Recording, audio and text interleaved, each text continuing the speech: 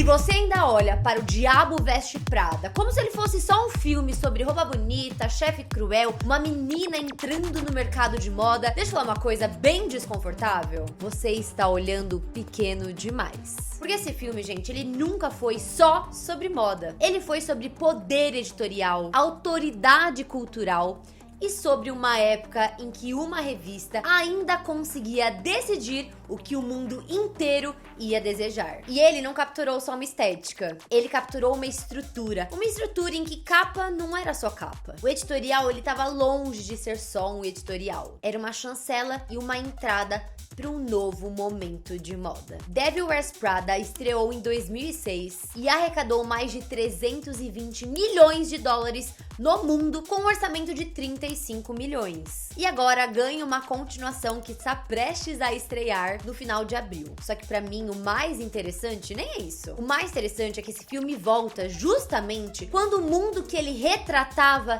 já não existe da mesma forma. Então claramente isso não é só uma nostalgia, um hype de cinema. É muito mais sobre o que isso diz sobre os dias de hoje na moda. Se você gosta de conteúdos inteligentes que vão agregar muito à sua vida, este vídeo é pra você. Se eu fosse você, ficaria nesse vídeo até o final, que eu tenho certeza absoluta que você não irá se arrepender e com certeza sairá muito mais rico do que entrou. Bora lavar de moda inteligente comigo!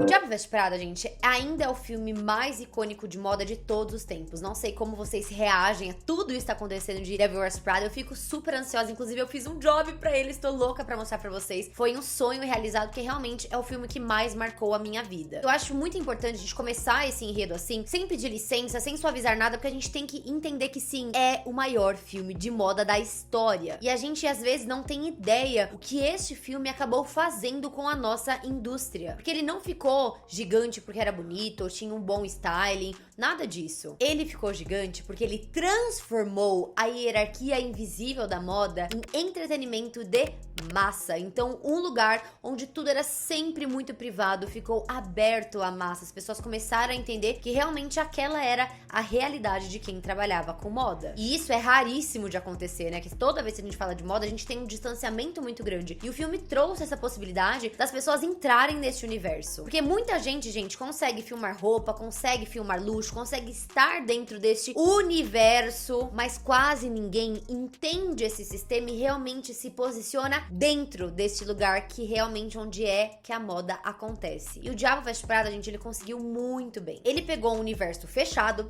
elitista, cruel e altamente codificado, vários códigos para todos os lugares. E fez o grande público, que não entende deste lugar, só entende de moda, desejar pertencer a este universo. É basicamente pegar algo que é muito privado e colocar numa vitrine que todo mundo pode entender ali como funciona. Então o público achou que estava vendo uma comédia dramática sobre looks, sobre tudo isso, mas na verdade o público estava entendendo a anatomia do poder de moda. E é exatamente por isso que ele não envelhece e continua sendo tão relevante esse boom, né, da parte 2. Olha isso, gente, depois de tantos anos, trazer uma parte 2, você entende que realmente foi algo muito cultural. Porque o que acontece com este filme é que eles capturaram uma estrutura que até hoje é quase a mesma coisa e quase sempre será. Então vamos entender, gente, de onde veio toda essa dinâmica de revistas, onde veio a revista impressa, o que aconteceu antes da Vogue. Vocês sabem que é a minha parte favorita do vídeo, bora voltar na história e entender tudo o que aconteceu. Antes de falar da Vogue, da Anna Wintour, Miranda Priestly ou Runway, a gente precisa voltar ainda mais. Porque o boom das revistas impressas não foi um detalhe na história de moda. Foi uma mudança real de mercado, linguagem, desejo e a maneira como as pessoas compravam e como começou a moda a circular. No século XIX, com a expansão da imprensa, da distribuição e dos sistemas postais, as revistas começaram a ganhar escala. Elas deixam de ser só leitura e passam a virar ferramenta de comportamento. E, gente, anotem essa frase que ela é muito importante. Porque revista impressa não vendia só informação, vendia forma de vida, que é basicamente o lifestyle que a gente sempre fala. Então, o que ele ensinava? Ensinava como você se veste, como que você decora, como que você se porta, o que você admira, o que você compra e principalmente te ensinava a como ter gosto. E claro, cada revista indicava um gosto próprio para acabar né, virando venda. Então, antes de existirem influenciadoras, feeds, algoritmos, redes sociais, já existia uma tecnologia de desejo que era muito potente. As páginas editadas por poucas pessoas circulando como se fossem bom gosto materializado. Basicamente, a imprensa mandava e a gente obedecia porque era a única fonte de informação. E foi aí que a moda começou a ganhar uma infraestrutura simbólica muito forte. Porque antes da moda virar feed, ela virava página, um editorial, uma publicidade. E essa página, ela não refletia só, gente, o desejo. Ela ensinava você o que era o desejo. Olha que forte, né, gente? Foi a maior manifestação até hoje de moda, ainda mais mercantil, olhando pra negócios, olhando pra desejo. Realmente, uma editora, ela mandava muito mais no mercado do que hoje uma influenciadora de moda faz. E tiveram 3 revistas que foram muito relevantes, que foi Harper's Bazaar, Vogue e a Elle. A Harper's Bazaar nasceu em 1867, a Vogue em 1892 e a Elle em 1945. Só que o mais interessante aqui não é ficar pensando nas datas, ou quem é mais nova, ou quem é mais velha, é entender qual que é a função de cada uma delas no mercado. Porque essas revistas não nasceram como um catálogo, não era um lookbook que você pegava, olhava um look e queria comprar. Elas eram como se fosse um filtro, uma mediação entre clientes e marcas. Era mostrar um desejo através de um lifestyle, através de um produto aplicado, como um jeito ali de organizar o caos, né, do gosto e devolver isso pro público em forma de autoridade. Então assim, ó, gente, eu sou diretora da revista, sou editora da revista, o que eu falar pra vocês, vocês têm que comprar, porque realmente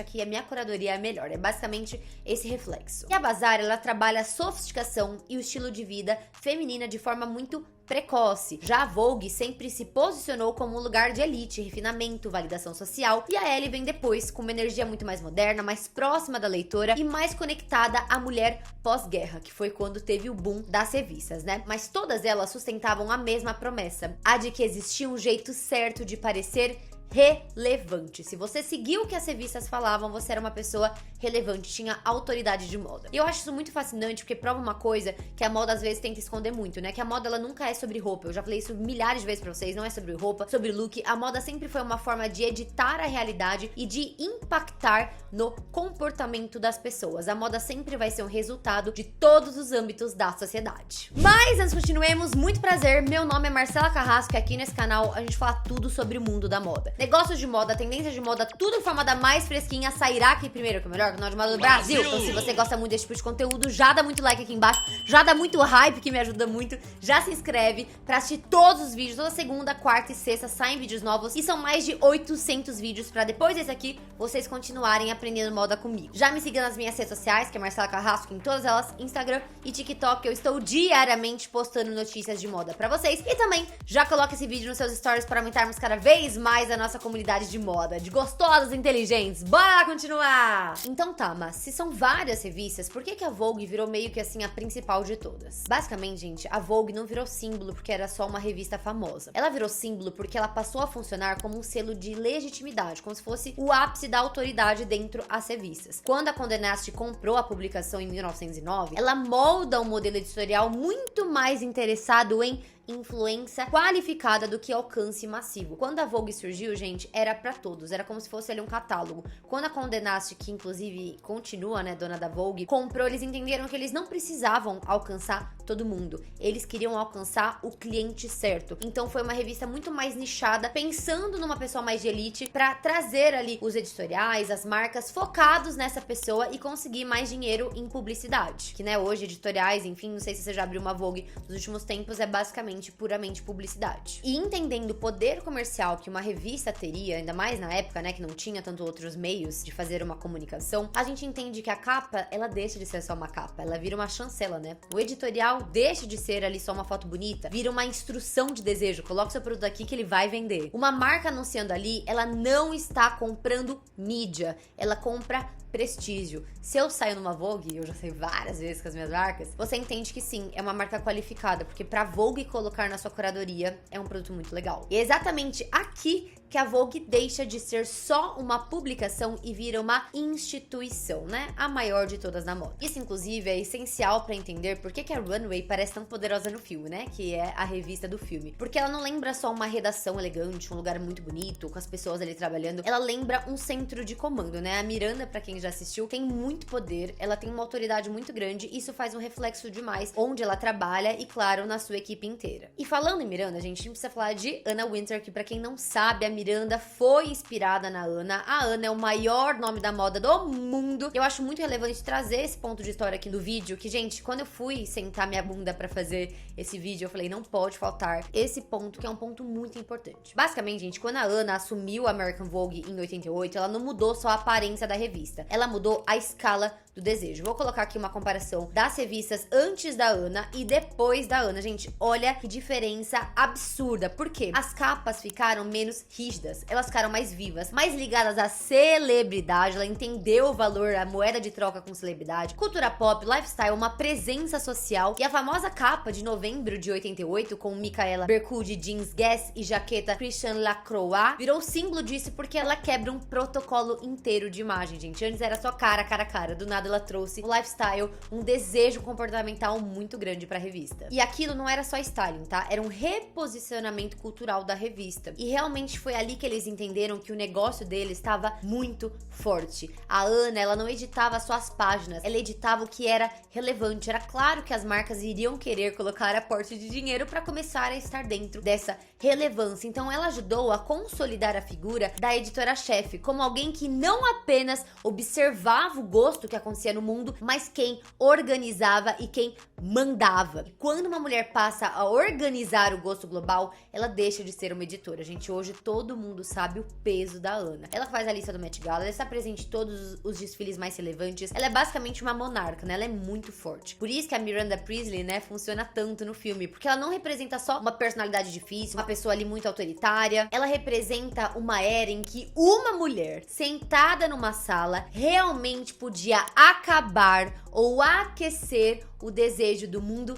inteiro. Independente da marca, ela tinha este poder. E a Runway, gente, ela era ficção, mas o sistema que acontecia ali era real. Não sei se vocês sabem, mas o filme ele é inspirado, né, no romance de Lauren, que saiu em 2003, depois da experiência dela como assistente de Anna Wintour. Então, desde o começo do Diabo Veste Prada, ele já nasce com muita eletricidade, porque realmente eram ali, claro que no filme eles dão uma aumentada, mas era um relato de uma pessoa que estava naquele local. E o público queria saber o quanto daquilo que era exagero, vingança ou um bastidor real, e tudo começou a dar muito burburinho pro filme. Só que o filme, gente, quando ele saiu, ele acabou ficando muito maior do que essa curiosidade. E ele sobreviveu porque ele capturou uma lógica real. Redações hierárquicas, calendário de moda, relação com anunciantes de luxo, culto à precisão, medo de errar, glamour com disciplina e poder concentrado em poucas mãos. E é por isso que a Runway parece tão convincente, porque ela não é só o cenário da revista, ela é a tradução pop de uma estrutura reconhecível. Você entende que outros negócios de moda funcionam exatamente no mesmo sistema. Então até a Runway parecia exagerada, né, com aquela coisa muito autoritária, mas o problema talvez seja que não era tão exagerada assim. Tinha muitos pontos de verdade. E quando a ficção ela encosta tanto numa estrutura real de poder, ela deixa de ser só entretenimento e ela vira um documento emocional da época em que uma única mulher, 100% do poder estava nas mãos dela. Outra coisa muito relevante para trazer do Diabo Veste Prada é que ele mostrou ao mundo muitas possibilidades de trabalhar com moda, né? Não fala muito de roupa, fala mais das funções. Então mostrou que a moda ela não era feita só de estilista e modelo, tinham várias pessoas que entravam e precisavam estar nessa cadeia pro produto ou pro uma editorial ou pra uma capa funcionar, que são assistentes, editora, diretora de moda, fashion editor, closet editorial, sample, calendário, desfile, anunciante, bastidor, aprovação, logística e reputação. São muitos processos e muitas pessoas pra fazer com que essa engrenagem seja saudável. Tanto que muitas pessoas vêm no meu Instagram e falam, inclusive se não me segue aqui nesse QR Code, que eu tô todo dia lá respondendo vocês. Vem, chega, Má, o que eu faço? Quero trabalhar com moda, eu gosto muito de fazer isso. Gente, trabalhar com moda é muito amplo. Você pode desde desenhar uma roupa, até você trabalhar ali fazendo uma planilha de assistente técnico. Gente, tem assim 1 milhão de possibilidades pra trabalhar com moda. Eu acredito que isso seja um dos melhores assets do filme, que realmente mostrou possibilidades pra quem assistia. E aí acontece o que com o desejo? O desejo aumenta. No final das contas, todo mundo quer trabalhar e se inserir no mundo da moda. E agora, gente, a gente tem que falar de um ponto muito importante, que é a época em que uma editora, ela mandava muito mais no desejo do mundo do que hoje, por exemplo, com o algoritmo, com as redes sociais ou com as influenciadoras. Realmente essa frase, ela incomoda, né? Porque parece que, nossa, que influenciadora, a gente faz um trabalho ruim, mas é que antes realmente tinha uma pessoa só que mantinha todo o poder em suas mãos. E houve uma época em que uma capa, uma editora, um editorial tinha um peso simbólico mais concentrado do que, assim, todas as influenciadoras digitais juntas. Não porque hoje seja pequeno, longe de mim, sou influenciadora, mas porque antes o poder, ele era muito mais centralizado. Como que funcionava o sistema antes, gente? Tinham menos vozes, mais autoridade, mais rigidez, mais glamour e mais medo. Só que tudo isso concentrado em pouquíssimas pessoas. E esse era o império que o Diabo Veste Prada acabou capturando. Um tempo em que estar perto da editora certa, do desfile certo, do anunciante certo e da revista certa significava estar perto do centro do gosto mundial. Não era só uma visibilidade, era uma validação, quase uma consagração. Se você faz parte dessa pachota, você está feito. E talvez seja exatamente por isso que o filme continua tão forte, porque ele registra uma época em que a moda ainda tinha um trono. E poder centralizado também produz fantasia. Por quê? Porque quanto mais distante, mais desejo a gente acaba tendo. Daí tá, Má, por que o filme voltou agora? Qual que é o futuro das revistas? Será que elas continuam relevantes? Terá uma queda? Todo império parece eterno, né? Até começar as rachaduras. E as revistas, gente, vamos ser bem sinceros, racharam. Tá difícil. Várias faliram aqui no Brasil nesses últimos meses. Foi bem triste, eu fico muito triste como trabalhadora de moda, mas realmente a gente tem que entender que, né, o fluxo tem que sempre estar se atualizando, porque a modernidade tá aí. Quem não quiser se atualizar, fica pra trás. O digital, ele acabou fragmentando a autoridade. O algoritmo, ele pulverizou o gosto. E as redes sociais, elas distribuíram a influência, que é a palavra mais importante desse vídeo. E o impresso, ele acabou perdendo aquele monopólio simbólico absoluto, onde você só teria informação de moda comprando uma revista. Só que isso não significa o desaparecimento puro e simples das revistas, que elas vão sumir do mapa. Significa uma mutação. Eu não acredito que a revista some, porém ela vai mudar de função. Ela sai de um centro massivo ali e ela vira mais um objeto de prestígio, um halo cultural, peças de marcas, símbolo tátil, né, no mundo saturado de tela. Então eu, por exemplo, eu amo comprar revistas de moda, eu amo folhear, eu amo tatear e olhar ali muitas referências de moda com diferentes cabeças. Eu acho muito importante. E é exatamente por isso, né, que o Diabo Veste Prada 2, ele volta agora com tudo. Porque o primeiro filme, ele registra o auge. E o segundo, ele chega quando o mundo, ele já vira quase uma ruína. E talvez seja por isso que o Diabo Veste Prada continue sendo o filme de moda mais icônico de todos os tempos. Porque, novamente, ele não mostrou só roupa bonita. Ele mostrou quem tinha o poder de transformar uma roupa em desejo coletivo. E esse filme, ele fica eterno porque ele registra o último momento em que a moda ainda tinha um trono. Esquece, não tem mais. Hoje a moda, ela é de todos, pra todos, e cada pessoa pode trazer o que a moda significa pra você. E aí, meus amores, vocês amaram esse vídeo? Eu tava louca pra fazer uma reflexão sobre esse tema, que é um tema muito importante nos nossos dias de moda. Eu já fiz ali falando dos outfits do filme, depois eu vou trazer também o que o filme é, quais são os propósitos, quais são os looks, mas achei muito importante a gente trazer essa reflexão pra não deixar a revista morrer. Eu acho muito importante, sim, termos as nossas revistas de moda, termos pessoas que trabalhem nessas revistas, deixarmos esse mercado aquecido, mas também é muito importante entender que tem que sim modernizar. Espero que vocês tenham gostado muito desse vídeo. Se você gostou desse vídeo, dá muito like pra me ajudar muito, comenta nem que seja um coraçãozinho pra me ajudar. Já continua aqui no canal, que são mais de 800 vídeos inteiramente grátis pra você aprender moda comigo e, claro, né, já me siga nas minhas redes sociais, que é Marcela Carrasco, em todas elas. Já joguem esse vídeo nos seus stories para aumentarmos cada vez mais a nossa comunidade de moda e, claro, já comenta muito, dá muito hype e se inscreve aqui embaixo. Obrigada por tudo, amo vocês e até a próxima. Tchau!